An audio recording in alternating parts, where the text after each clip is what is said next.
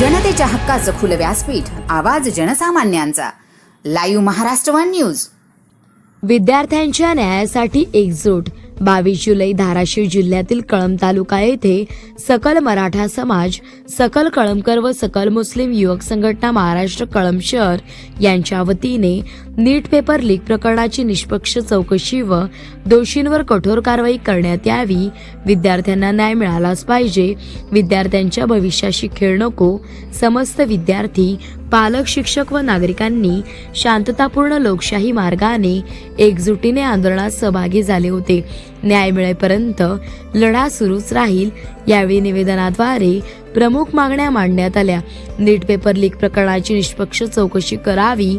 दोषींवर कठोर व तात्काळ कारवाई करावी. परीक्षा प्रक्रिया पूर्णपणे पारदर्शक करावी. विद्यार्थ्यांचे मानसिक व शैक्षणिक नुकसान भरून काढावे. तसेच शिक्षण मंत्र्यांचा तात्काळ राजीनामा घ्यावा. तसेच दिल्लीतील जंतर मंतर येथे शांततापूर्ण आंदोलन करणाऱ्या विद्यार्थ्यांवरील लाठीचार्ज प्रकरणाची निष्पक्ष चौकशी करण्याच्या मागणीसाठी उपविभागीय अधिकारी तथा उपविभागीय दंडाधिकारी SDM साहेब कळंब यांना निवेदन सादर करण्यात आले. तसेच यावेळी दोन्ही संघटनांचे पदाधिकारी, कार्यकर्ते तसेच विविध समाजातील नागरिक मोठ्या संख्येने उपस्थित होते. तसेच विद्यार्थ्यांच्या न्यायासाठी एकजूट दर्शवली. तसेच यावेळी आमची ठाम भूमिका आहे की विद्यार्थ्यांच्या भविष्याशी कोणतीही तडजोड होऊ नये. शिक्षण व्यवस्थेत पारदर्शकता, जबाबदारी आणि प्रामाणिकपणा कायम राहावा. तसेच दोषींवर कठोर कारवाई करून विद्यार्थ्यांना न्याय मिळावा.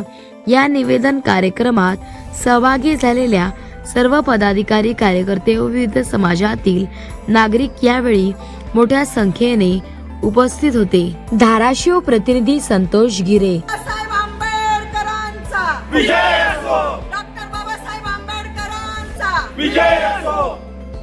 महात्मा ज्योतिबा फुल्यांचा, साहित्य रत्न अण्णाभाऊ साठ्यांचा, राजश्री शाहू महाराजांचा, छत्रपती संभाजी महाराजांचा,